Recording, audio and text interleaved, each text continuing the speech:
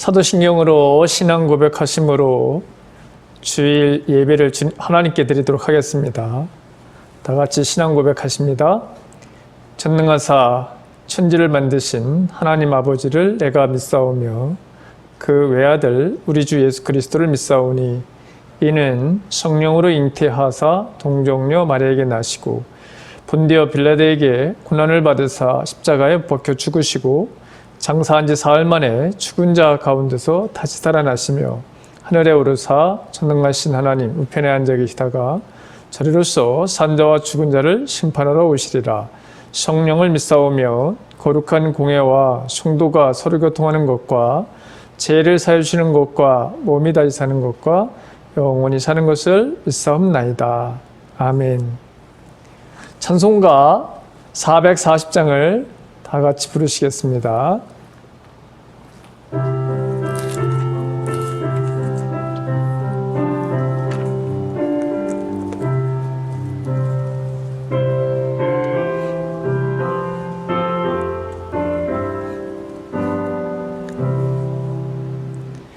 어디든지 예수 나를 이끌면 어디든지 예수 함께 가려네. 예수 함께 아니 가면 나겠고 예수님과 동행하면 겁없네.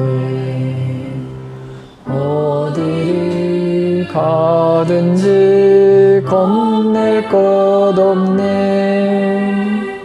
어디든지 예수 함께 가려네. 세상 친구 모두 나를 떠나도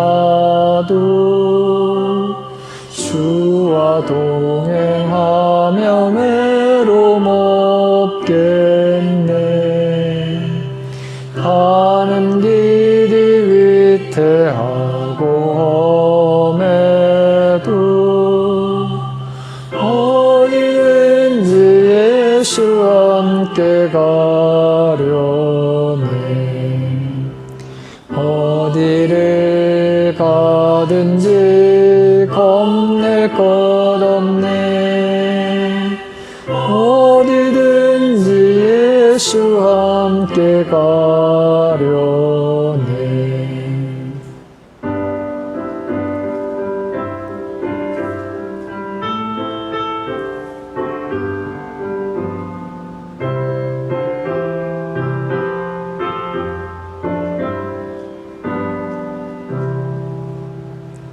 모든 그늘 나를 에워쌀 때에 주가 함께 계심 믿고 자려네. 죽은 후에 천국에서 깨어나 예수와 함께 길이 살리라. 어딜 가든지 겁낼 것 없네. 어디든지 예수 함께 가려네.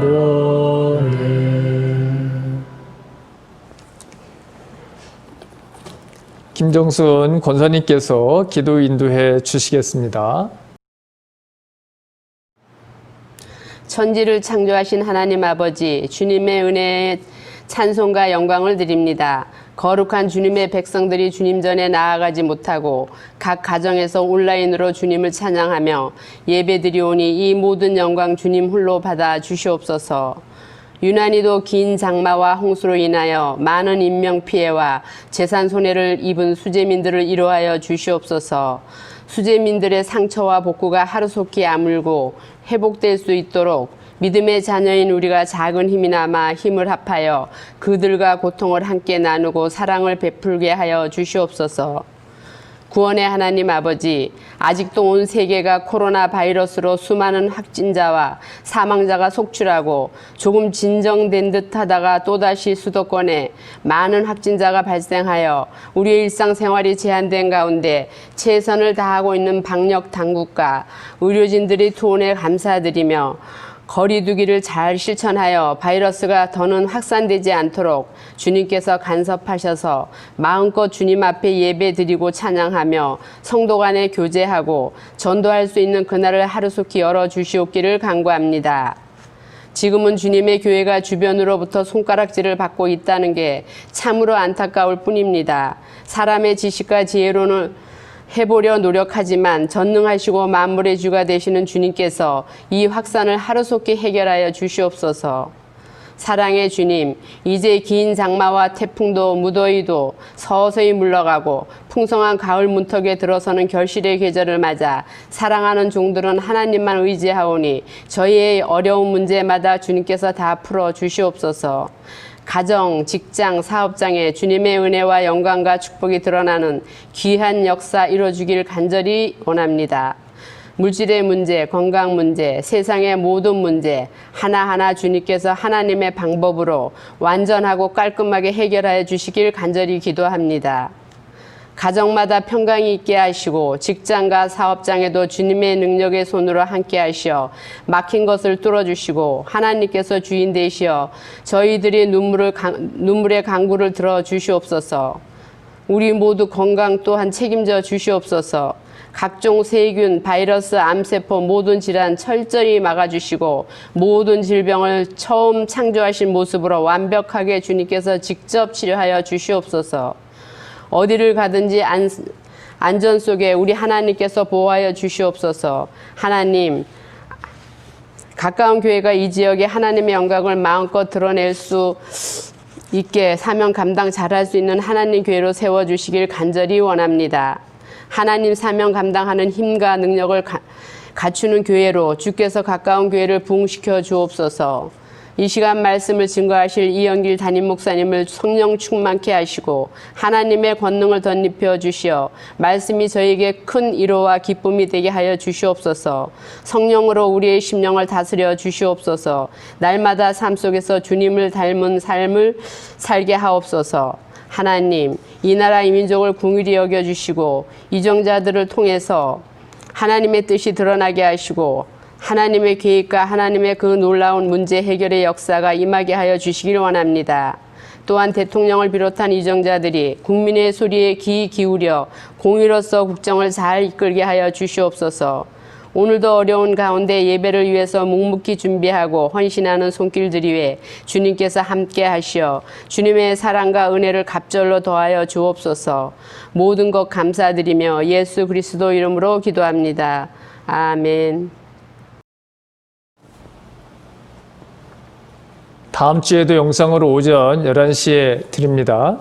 예배 시 잡담 및 이동 없이 복장도 잘 갖추고 경건하게 들으시기를 바랍니다. 다음 주 기도는 박중환 집사님께서 인도해 주시겠습니다. OK 저금통 봉헌 연기를 합니다. 대면 예배가 시작될 때까지 연기를 합니다. 하루속히 대면 예배가 가능하도록 기도해 주시기 바랍니다. 큐티집 구입을 권면합니다. 9월, 10월호가 교회에 준비되어 있습니다. 구입하시기 바라며 우리들 교회 새벽 큐티 말씀과 기도로 영성생활을 잘 유지해 나가시기 바랍니다.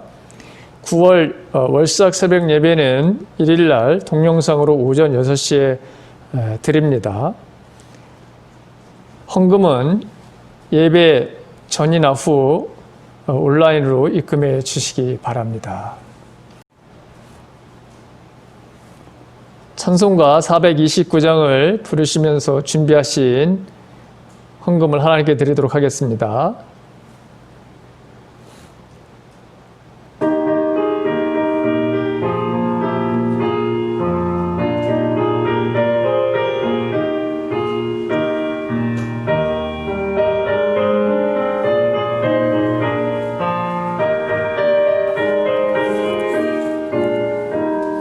세상 모든 꿈과 너를 힘들어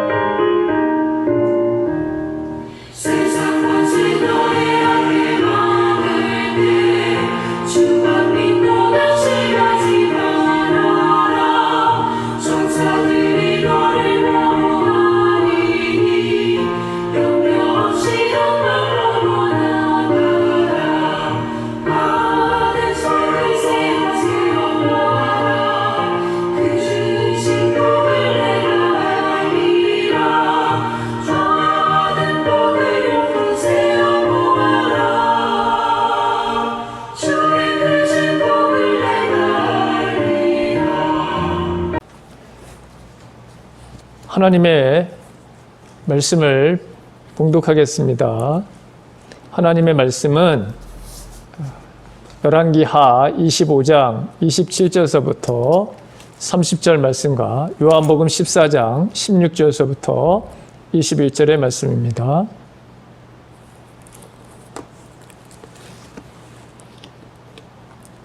먼저 열왕기하 25장 27절서부터 30절까지의 말씀입니다. 유다 왕 여호야긴이 사로잡혀 간지 37년 곧 바벨론의 왕 에윌무로닥이 즉위한 원년 12월 그달 27일에 유다의 왕 여호야긴을 옥에서 내놓아 그 머리를 들게 하고 그에게 좋게 말하고 그의 지위를 바벨론에 그와 함께 있는 모든 왕의 지위보다 높이고 그 제수의 의복을 벗게 하고 그의 일평생에 항상 왕의 앞에서 양식을 먹게 하였고 그가 쓴 것은 날마다 왕에게 받는 양이 있어서 종식토록 끄이지 아니하였더라. 아멘. 신약에 있는 말씀입니다. 요한복음 14장 16절서부터 21절까지의 말씀입니다.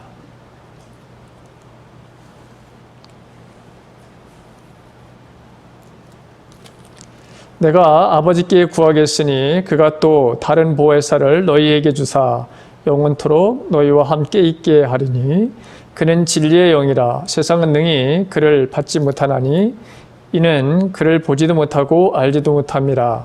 그러나 너희는 그를 아나니 그는 너희와 함께 거하시며 또 너희 속에 계시겠음이라.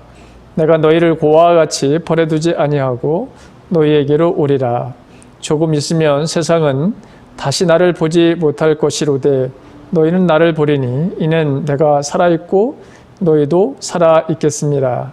그날에는 내가 아버지 안에 너희가 내 안에 내가 너희 안에 있는 것을 너희가 알리라. 나의 계명을 지키는 자라야 나를 사랑하는 자니 나를 사랑하는 자는 내 아버지께 사랑받을 것이요 나도 그를 사랑하여 그에게 나를 나타내리라. 아멘. 오늘도 주님의 평강이 가까운 교회 모든 믿음의 식구들에게 넘치시기를 주님의 이름으로 간절히 축원합니다. 이집트의 왕은 요셉의 아버지 야곱에게 창세기 47장 8절에서 이렇게 물어봅니다. 어른께서는 연세가 어떻게 되시나요? 야곱이 바로에게 대답을 합니다. 이 세상을 떠돌아다닌 횟수가 100년하고도 30년입니다. 저희 조상들이 세상을 떠돌던 횟수에 비하면 제가 누린 횟수는 얼마 되지 않지만 험악한 세월을 보냈습니다.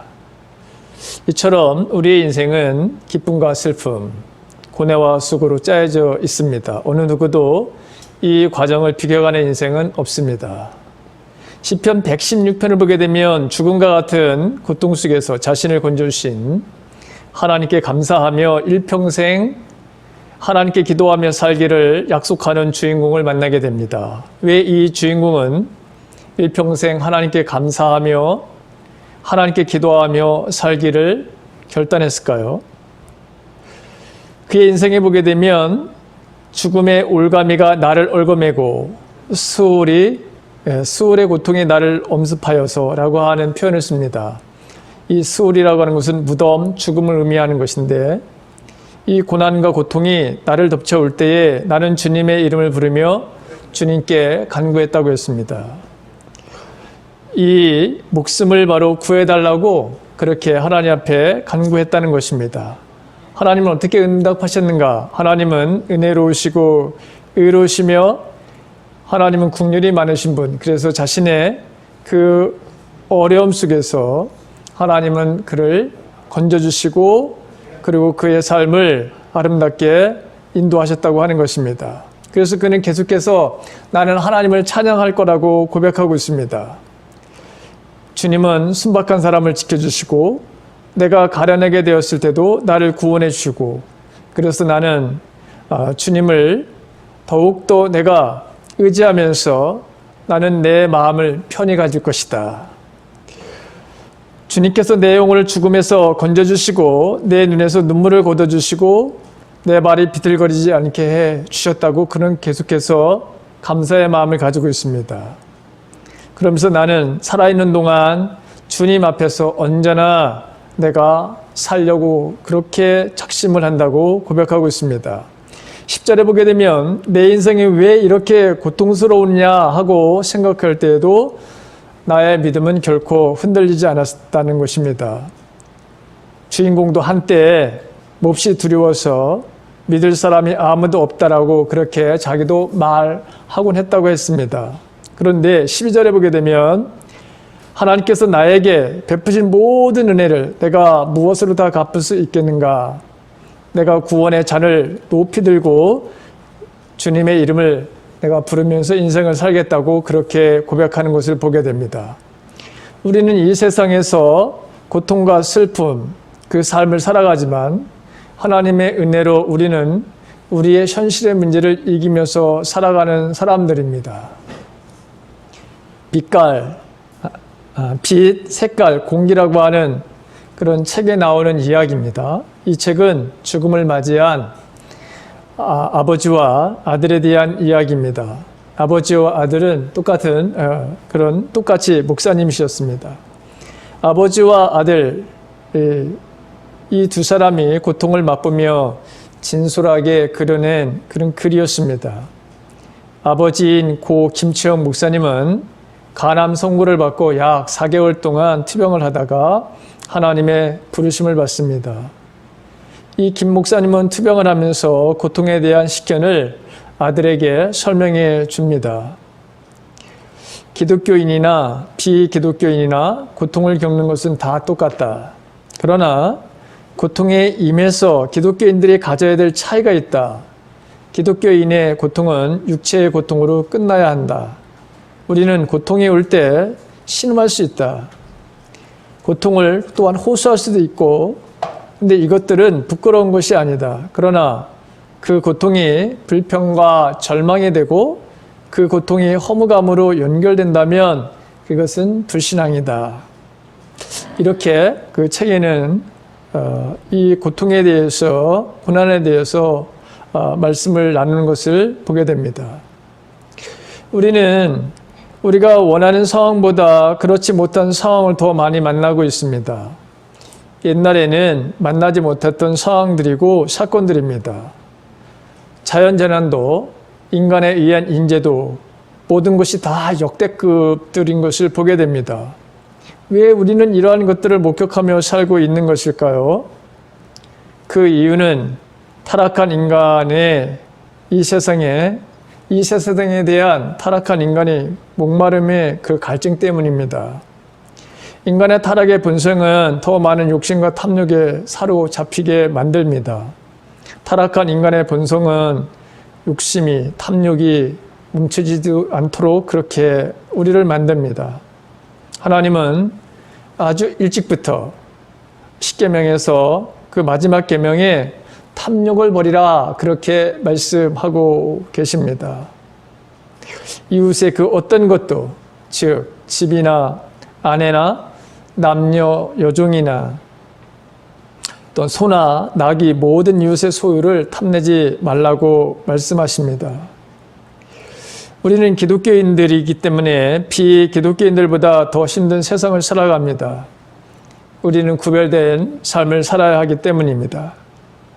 그것이 우리에게 그러나 특권이기도 합니다.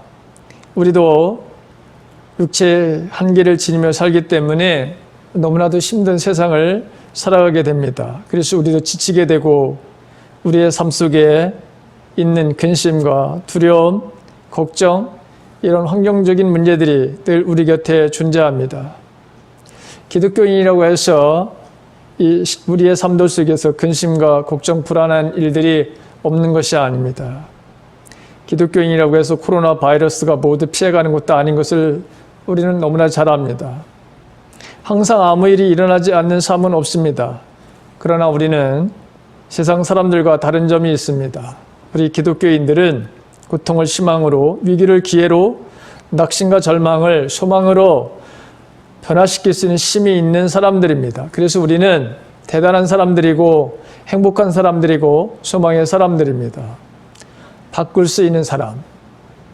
우리는 바꾸는 사람들입니다. 우리의 마음을, 우리의 생각을, 더 나아가 환경도 바꾸는 사람들입니다. 심지어 죽음조차 희망으로, 소망으로 바꾸는 사람들이 우리들입니다. 사도 바울이 이것을 이렇게 증거하고 있습니다. 고린도전서 15장 55절에서 사망아, 너의 이기는 것이 어디 있느냐? 사망아, 너의 쏘는 것이 어디 있느냐? 이어서 57절에서 우리 주 예수 그리스도로 말미암아 우리에게 이김을 주시는 하나님께 감사한다라고 그가 고백하고 있습니다. 심지어 죽음조차도 우리는 이길 수 있는 그런 사람들인 것을 보게 됩니다. 오늘 구약의 이 열왕기하 25장의 말씀, 이 말씀은 이스라엘의 왕 여호야긴이 바벨론으로 끌려갔습니다. 그런데 그 바벨론의 왕으로부터 왕이 지위를 회복하게 되었다고 하는 말씀입니다. 바벨론 포로로 끌려가 있던 이스라엘 백성들에게 이스라엘의 왕의 지위가 회복되므로 이스라엘 백성들에게 희망과 소망을 주고 있습니다. 즉, 우리의 왕이 바벨론 왕으로부터 지위를 되찾았다. 그러니 곧 우리들도 하나님의 약속된 지위 회복이 있을 것이라고 하는 희망을 전하고 있는 말씀입니다. 여호야긴은 다윗의 후손입니다. 다윗의 왕가가 다시 왕의 지위를 찾았다고 하는 말을 통해 이스라엘의 주권 회복과 다시 고국으로 돌아갈 수 있는 이 희망을 보여주는 구절인데, 이 희망이 필요했던 시대가 바벨론 포로 시대였기 때문입니다. 오늘 구약의 이 말씀은 이스라엘 백성들로 하여금 소망을 갖게 하는 그런 말씀입니다. 이 말씀은 하나님의 의도가 숨겨져 있는 말씀입니다. 아무리 빼앗기고 절망과 낙심에 넘어져 있어도 다시 회복시켜 주시는 전능하신 하나님이 우리 곁에 있다고 하는 이 소망과 희망을 보여주는 그런 말씀입니다. 이 희망은, 이 소망은 우리에게도 필요한 그런 말씀입니다. 우리는 코로나 바이러스 유행으로 더 큰 암울한 현실을 맞이하게 되었습니다. 당장 내일부터 2.5 이상의 거리 두기를 함으로 수많은 사람들이 고통 가운데 처하게 될 것입니다. 식당과 카페, 학원, 독서실 등 교회 예배도 한 주간 더 거리 두기를 해야 합니다. 힘들고 어려운 한 주간이 될지 아니면 그 이상이 될지 지금으로선 아무도 모릅니다. 우리 주위에도 경제적인 어려움으로 인해 문을 닫는 그런 식당들, 또 커피숍을 보게 됩니다. 우리 주위에, 우리 가까이 있는 그 부어치킨이라든가 커피도 문을 닫는 것을 보면서 마음이 너무나도 아픕니다. 위르겐 몰트만이라고 하는 신학자는 그의 책 희망의 신학에서 예수를 믿는 우리들은 그날을 그대로 사는 사람이 아니고 그 날을 넘어서 무로부터 세상을 창조하시고 죽은 자를 살려내시는 분의 약속을 따라서 앞으로 올 것에 기대를 하는 사람들이다 라고 했습니다. 세상 사람들은 코로나 이후의 삶은 이전의 삶으로 돌아갈 수 없을 것이라고 그렇게 말합니다. 그러나 정말 그럴까? 이전의 삶이 우리에게 그토록 유익한 삶이었을까라고 하는 것을 생각해 보게 됩니다. 물론 우리가 원하는 대로 다녔습니다. 그리고 대면의 예배를 했습니다. 물론 좋은 것도 있었지만 그러나 지난날의 모든 것들이 다 아름답지만은 않았습니다. 새롭게 하신 하나님의 역사를 저는 기대합니다. 과거보다도 훨씬 나아지거나 좋아지는 것들도 분명히 많을 것입니다. 그래서 저는 내일에 대한 희망을 가지고 살아갑니다. 오늘 신학의 본문의 말씀, 역시 그 당시 제자들과 그 당시 성도들에게 그리고 오늘 우리들에게 소망의 말씀을 주시는 그러한 위로의 말씀입니다. 주님은 주님의 죽음과 부활을 말씀하셨을 때 제자들은 그리고 이 말씀을 들었던 많은 사람들은 얼마나 불안하고 얼마나 근심에 떨었는지 모릅니다. 그런데 오늘 이 말씀을 통해서 그렇게 불안과 근심 또 미래에 대한 두려움에 사로잡힌 제자들에게 소망을 주시는 말씀이었습니다. 우리가 예수 그리스도를 믿으면 우리 안에 성령이 임하십니다. 예수님은 승천하시면서 또 다른 보혜사를 보내주시겠다고 약속을 하셨습니다. 보혜사는 보살피며 은혜를 베푸시는 분이라고 하는 의미입니다. 성도들을 강하게 하시고 성도들을 진리 가운데 인도하시는 진리의 영이시며 하나님의 영이십니다. 이 보혜사라고 하는 말은 위로자 또는 중보자, 탄원자, 돕는 자, 상담자로 번역되기도 합니다. 예수님은 또 다른 보혜사라 이렇게 여러분 말씀하셨습니다. 사실 원래 보혜사는 예수님이셨죠. 제자들과 유대 민족을 항상 이 땅에서 도우시는 분이셨습니다. 그런데 예수님은 부활 승천을 하셔서 하나님의 자리 원래 그 보좌 우편으로 가셨습니다. 그런데 이것은 근심하고 두려워하는 제자들에게 매우 유익한 일이라고 말씀하셨습니다. 내가 아버지께로 가는 것이 유익하다. 그런데 제자들은 이 말씀을 이해하지 못했습니다. 그러나 나중에 성령 하나님을 정말 체험하면서 그 말씀이 예수님의 즉 내가 아버지께로 가는 것이 왜 유익한지 그것을 알게 됩니다. 주님은 우리를 도울 또 다른 보혜사를 이 땅에 보내주시겠다고 약속하셨는데 바로 그분이 성령 하나님이십니다. 성령을 보혜사로 보내신 목적은 영원토록 우리와 함께 있게 하시기 위해서였습니다. 임마누엘의 약속을 지키시기 위해서입니다. 예수님께서는 육신으로는 한정된 땅, 즉 유대 땅에만 계셨고 예수님을 만나거나 그와 동행하려면 반드시 그가 계신 곳으로 찾아가야만 했습니다. 그런데 성령이 오시면서부터 이런 수고가 필요 없게 되었습니다. 성령 하나님은 시공간을 초월해서 어디에 계시는 분입니다. 무수부재하신 하나님이십니다. 우리 안에 우리 곁에 계시는 분이십니다. 바로 이 성령님을 우리가 사랑하고 모시게 되면 우리는 놀라운 인생의 삶에 하나님의 임재를 경험하게 됩니다. 성령님이 하시는 일 중에 가장 중요한 것이 무엇입니까? 그것은 진리를 증거하시는 일입니다. 왜냐하면 이분은 진리의 영이시기 때문입니다. 참 진리이신 예수 그리스도를 알게 하시고 믿게 하시고 영접하도록 이끄시는 분이십니다. 우리가 예수님을 분명히 알고 믿을 수 있도록 우리의 영혼을 깨우치고 가르치시는 그런 분이십니다. 말씀을 읽고 묵상할 때나 하나님의 말씀을 듣는 이 설교를 듣다 보면 가슴이 뜨거워지고 성령 하나님의 임재를 느낄 때가 있습니다. 나의 능력이 아닌 성령님께서 깨닫게 해주시고 성령 하나님께서 우리의 가슴을 뜨겁게 하셨기 때문입니다. 성령을 모시게 되면 내 삶에 어떤 변화가 일어날까요? 우리의 삶들 속에서 여러분 가장 먼저 일어나는 것이 사실은 갈등입니다. 우리 안에 있는 육체적인 욕구와 성령의 욕구가 서로 충돌을 일으키는 것입니다. 육체적인 욕구는 세상의 욕구이자 타락한 본능을 의미합니다. 성령의 욕구는 육체의 욕구를 버리라고 하십니다. 그래서 갈등이 우리 안에 생기게 되는 것입니다.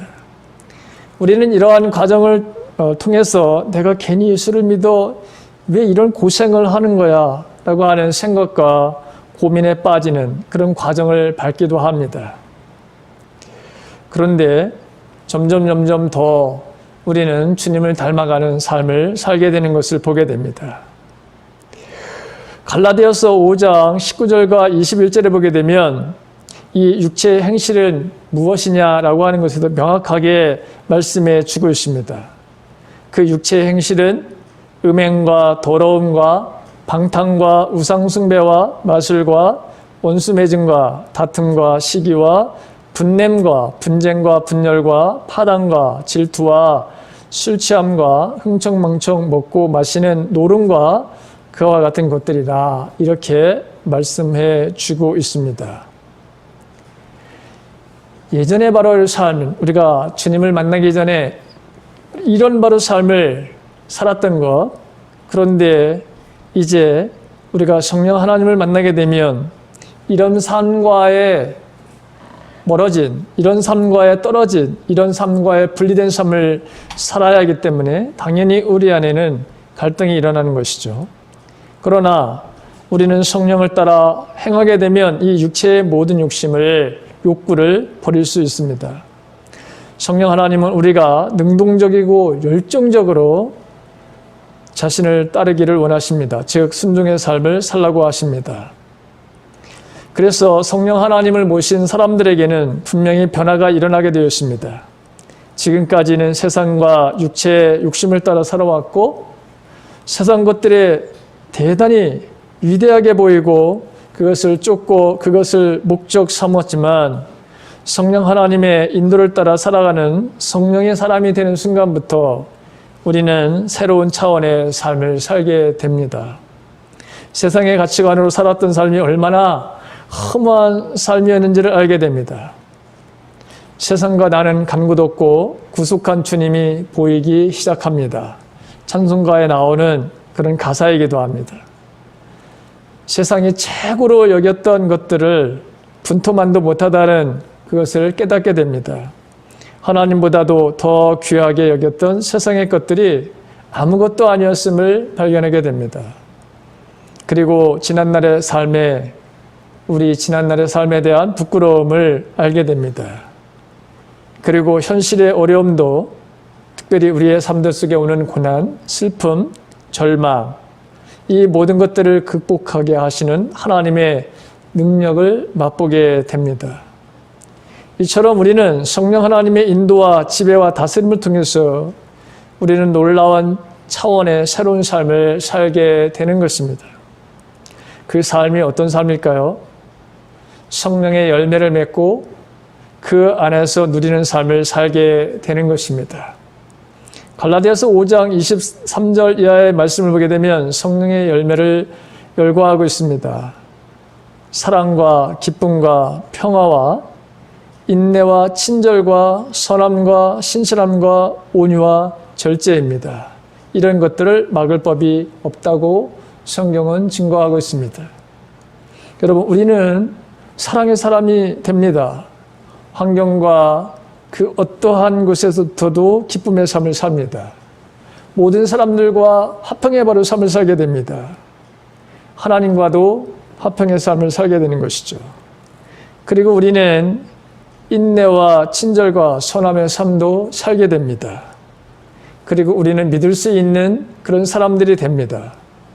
그리고 우리는 온유와 또한 절제하는 삶들도 살게 됩니다. 이것은 기존에 있는 그런 삶의 차원이 아닙니다. 완전히 새로운 차원의 바로 삶입니다. 우리는 대단한 삶을 살게 됩니다. 이 삶은 우리 안에 계시는 성령 하나님의 전적인 도움으로 가능한 것입니다. 그래서 우리는 혼자가 아닙니다. 주님은 우리를 험악한 세상의 고아와 같이 우리만을 남겨놓지 않겠다고 하셨고 오늘도 성령 하나님으로 우리와 이 자리에 함께 계십니다. 우리에게는 전지전능하신 하나님이 계십니다. 하나님은 우리 곁에서 우리를 지금도 도우시고 계십니다. 분명 우리는 하나님의 일하심을 보게 될 것입니다. 나보다도 더 열심히신 하나님을, 또 나보다도 더 나 자신을 사랑하신 하나님을, 누구보다도 저와 여러분들을 돌보시고 인도하시며 채우시는 그 하나님을 우리는 보게 될 것입니다. 주님이 우리와 함께 계심을 믿고 언제나 여러분들의 삶들 속에서 낙심하고 절망하는 일이 없기를 간절히 바랍니다. 우리의 믿음의 선진들은 우리보다도 더 열악하고 더 고통스러운 환경 속에서도 이겨왔습니다. 우리는 내 믿음의 분량이 어떠한지 테스트를 지금 받고 있습니다. 제자들은 성령 하나님을 체험하면서 그들은 더 강해지고 더 담대해지고 기적과 이적의 삶을 만들어냈습니다. 하나님이 그들 속에서 일하심을 보았습니다. 즉 하나님을 세상에 드러내는 삶의 주인공들이 되었습니다. 우리 또한 그러한 자들이 될 것입니다. 지금도 우리는 그러한 바로 삶을 살고 있고 더욱더 우리는 내 삶을 통해서 하나님을 드러내는 삶들을 살게 될 것입니다. 하나님 자신을 우리들의 삶 속에서 드러내는 삶, 그것이 저와 여러분들의 삶이어야 합니다. 오늘 우리는 이 예배를 드리면서 점점 더 힘들고 어려운 것에 처해져 있다고 하는, 그러나 그것이 전부가 아니라고 하는 것을 우리는 압니다. 사랑하는 성도 여러분, 오늘 구약에 있는 말씀, 이스라엘 백성들에게 희망과 그들이 지금 바벨론이라고 하는 그런 나라의 지배를 받고 있고, 그래서 그들은 모든 삶이 다 깨어지고 부서진 상황이었습니다. 그런데 하나님은 그것을 다시 원래의 삶으로 회복시켜 주시는 그런 메시지를 주시는 것을 보게 됩니다. 또 신약에 있는 말씀도 마찬가지입니다. 우리들의 삶들 속에서 하나님의 일하심을, 주님의 일하심을, 성령 하나님의 일하심을 보는 말씀입니다. 아무쪼록 한 주간도 저와 여러분들 속에서 이렇게 일하시는 하나님을 보게 될 거라고 하는 믿음을 가지고 한 주간도 승리하는 삶을 살아내는 저와 여러분들의 삶이 되시기를 주님의 이름으로 간절히 축원합니다. 찬송가 401장을 다 같이 부르시겠습니다. 하나님 아버지, 오늘도 코로나 바이러스로 인해 우리가 온라인 예배를 드립니다. 온전하지 못한 예배이지만 주님, 이 상황을 아시기에 우리가 드리는 이 예배를 받으시는 줄로 믿습니다. 속히 이 땅에서 이 코로나 바이러스가 사라지게 하여 주시옵시고, 온 성도들이 대면하여 예배를 드리는 날이 속히 오게 하여 주시옵기를 간절히 기도합니다. 하나님, 이 방역을 위해서 애쓰고 수고하는 모든 자들의 수고가 헛되지 아니하도록 하나님 도와 주시옵소서. 서로 협력과 협조를 통해서 이 질병을 함께 물리치는 지혜를 주시옵시고, 또 이것을 위해서 애쓰는 자들 건강과 저들의 가정을 지켜주시옵기를 간절히 기도합니다. 하나님, 우리가 이런 삶을 살게 될 줄은 누구도 상상하지 못했고 생각하지도 않았습니다.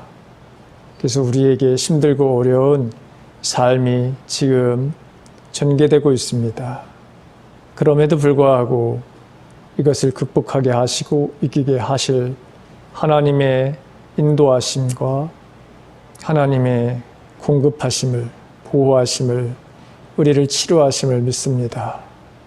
오늘도 하나님의 말씀을 통해 우리 인생 가운데 늘 주님이 계시며 우리를 돕고 우리를 인도하시며 채워가시며 능력과 권능을 베푸시는 주님이 계심을 믿기에 불안한 마음, 근심의 마음을 가지는 것이 아니라 기대와 소망을 가지고 살아가게 하셨으니 감사합니다.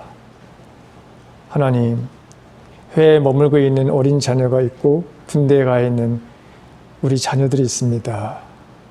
또 어린 교회학교 아이들이 있습니다. 고3의 시험을 두고 공부하고 있는 또한 우리의 자녀들이 있습니다. 하나님, 저들을 지키시고 보호하여 주시옵소서. 어디에서 무슨 일을 하든지 하나님의 돌보심과 이 질병으로부터 보호하심이 있게 하여 주시옵소서. 또 우리 살아가는 성도들의 가정과 일터 위에도 하나님의 공급하심이 끊이지 않게 하여 주시옵소서. 이 자리에 주님, 우리가 다 모이지 못했지만 있는 곳에서 하나님을 바라보며 예배하는 모든 성도들을 축복해 주시옵소서. 특별히 질병과 싸우고 있는 또 노안 가운데 있는 성도들을 위로하시며 저희들의 삶을 선히 인도하여 주시옵소서. 이 시간도 주님 또한 감사하며 하나님 앞에 10의 1조를 드리며 감사의 예물을 드리며 주일 헌금을 드리는 모든 성도들을 축복하여 주시옵소서. 하나님의 베푸시는 은혜가 날마다 더하게 하여 주시옵소서.